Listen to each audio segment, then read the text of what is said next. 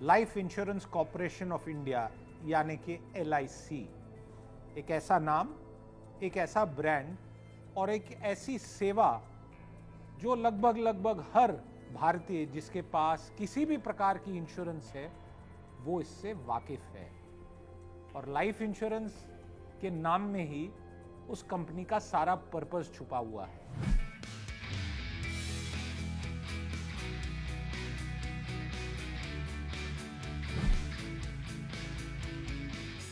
सबसे बड़ी और पहली दलील, LIC का IPO कब आएगा? अभी तक वर्तमान में जो हमारे पास जानकारी है उसके अनुसार LIC का IPO इस ही वित्तीय वर्ष जो 1 अप्रैल से 31 मार्च का भारतीय वित्तीय वर्ष कहलाता है, इसमें होगा शायद मार्च के महीने में। और इससे जुड़ी हुई दो जो खबरें हैं वो आपके साथ में साझा करना चाहूंगा। सबसे पहली कि LIC एक अलग पार्लियामेंट्री एक्ट के तहत चलती है, एक कॉरपोरेशन है, नॉर्मल PSU से अलग है, परंतु रेलवे जैसे सरकारी विभाग जैसी भी नहीं चलती। आप समझ लीजिए कि इसका पूरा जो कामकाज है, इसका स्ट्रक्चर है, वो एक प्रॉपर कंपनी के तहत है, परंतु इसमें एक कानून ऐसा है जिसके तहत फॉरेन इन्वेस्टमेंट LIC में प्रोहिबिटेड है, उस पर रोक है।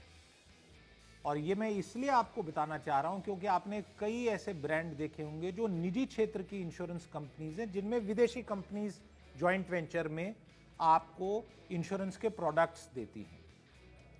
और इस LIC में फॉरेन इन्वेस्टर भी आ पाए क्योंकि ये भारत का सबसे बड़ा IPO होगा। और भारत ही नहीं बल्कि इस क्षेत्र में पाकिस्तान, बांग्लादेश, इनकी तो गिनती नहीं है कहीं पे।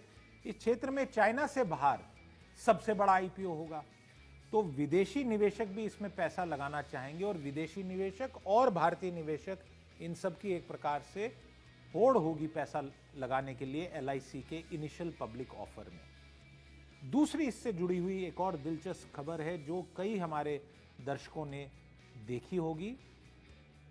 लगभग हर अखबार में फ्रंट पेज पे एक क्वार्टर पेज ऐड है जिसमें LIC उन सब लोगों को जिनके पास LIC का कोई भी प्रोडक्ट हो, कोई भी पॉलिसी हो, उनको ये निवेदन कर रही है कि आप अपना डीमैट अकाउंट खुलवा लीजिए।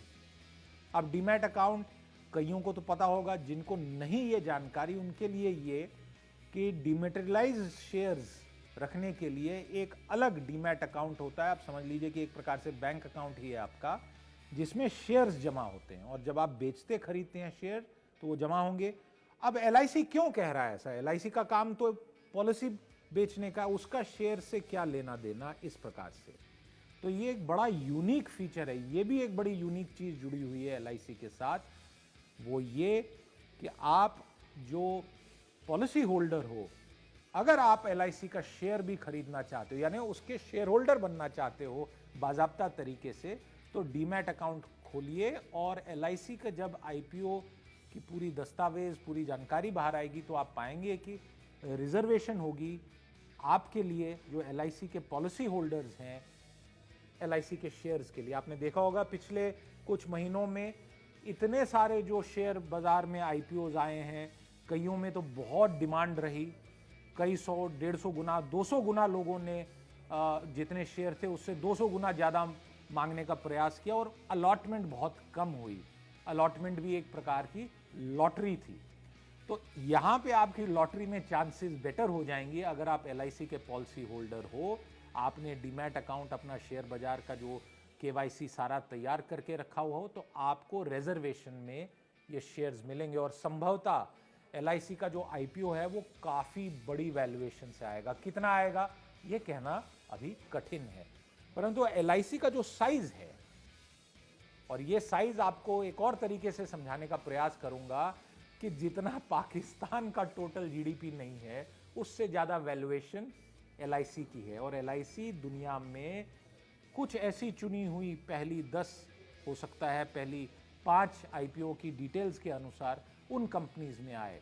बहरहाल इसका कंपैरिजन भी आप दूसरे तरीके से देख सकते हैं। एप्पल, जिसके फोन और बाकी प्रोडक्ट बहुत पसंद होते हैं लोगों को, वो दुनिया की सबसे बड़ी कंपनी है, करीब करीब करीब $3 ट्रिलियन का मार्केट कैप है।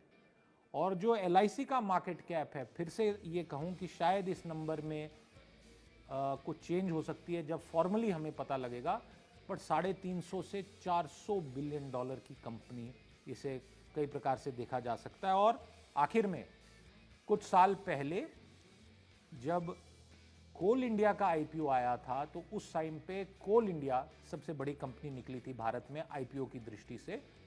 आज फिर से एक सरकारी क्षेत्र के कॉरपोरेशन से वही एक अवसर आने वाला है अगले कुछ सप्ताहों में। और जैसे जैसे हमें जानकारी मिलेगी LIC के IPO पे, और एक ये जो मौका मिल रहा है शेयर होल्डर बनने का एक प्रकार से, तो हम आपको वो जानकारी देते रहेंगे।